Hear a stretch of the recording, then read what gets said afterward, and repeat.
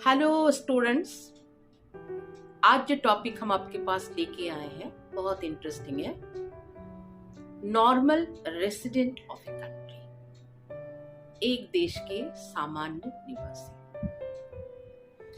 किसको हम बोलेंगे कि वो नॉर्मल रेसिडेंट है? सुनने में बहुत इजी लगता है, अरे भाई नॉर्मल रेसिडेंट वो तो सबको ही है, कोई भी व्यक्ति जो है वो नॉर्मल रेसिडेंट है। लेकिन नहीं, इकोनॉमिक्स में जब हम मैक्रो पार्ट में नेशनल इनकम पढ़ते हैं तो यहाँ नॉर्मल रेसिडेंट का एक डिफरेंट डेफिनेशन दिया हुआ है। नॉर्मल रेसिडेंट है कौन? Normal resident is a person who resides in a country more than 1 year and whose interest lies with the welfare of the country। मतलब किसी भी देश के सामान्य निवासी हम उस व्यक्ति को कहेंगे जो उस देश में 1 साल से ज्यादा रह रहा हो और उस देश के कल्याण से, उस देश के हित से वो जुड़ा हुआ हो।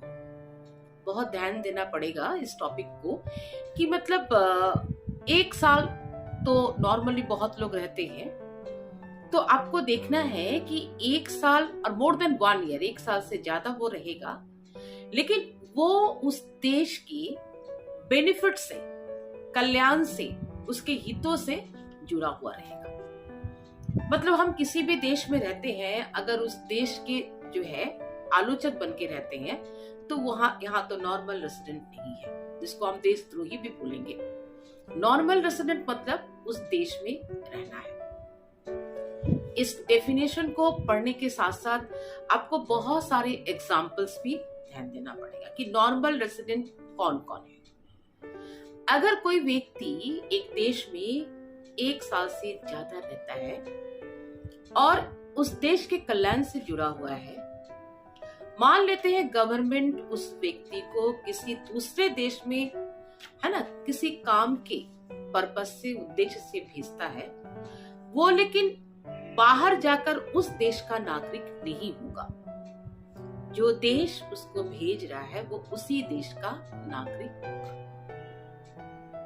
इसको फिर से आप देखेंगे। मान लेते हैं कि एक्स इंडिया का एक सिटीजन है, वो अमेरिका जाता है या तो अपना हायर स्टडी के लिए, या तो टूरिज्म पर्पस में, या वहां पे जाके कुछ दिन तक काम करता है। तो वो जिस देश में गया हो वो उस देश का सामान्य निवासी या नॉर्मल रेसिडेंट नहीं कहलाएगा, क्योंकि वो जो है एक निश्चित समय के लिए गया हुआ हो, वो वहां पे स्टे नहीं करेगा, उसे अपना देश वापस आना है। तो फिर से एक बार आप देखेंगे, what is the normal resident of a country?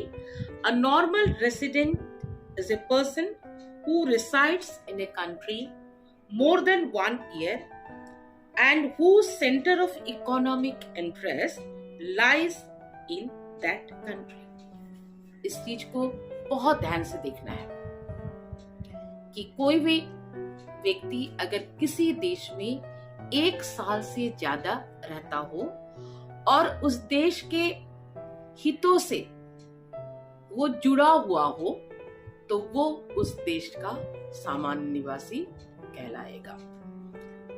Macro economics में जब आप नेशनल इनकम पढ़ते हैं तो नॉर्मल रेसिडेंट का कॉन्सेप्ट जो है बहुत इम्पोर्टेंट है। हाँ तो बच्चों, मेरे इस वीडियो को आप देख रहे हैं ना, आपको जरूर अच्छा लगा होगा। काइंडली इसको लाइक कीजिए, शेयर कीजिए और अपना कीमती कमेंट मुझे दीजिए, और साथ ही साथ मेरे इस चैनल को सब्सक्राइब करें और बेल आइकॉन में ऑल को प्रेस करें, ताकि आने वाले समय में आप मेरे नए नए वीडियो को देख सकें। हम बहुत कोशिश करेंगे कि आपको पूरा नेशनल इनकम इसी तरह पढ़ाते जाए। आप जरूर से सब्सक्राइब करें, अपना कीमती कमेंट आप जरूर मुझे दें। आप खुश रहे। धन्यवाद।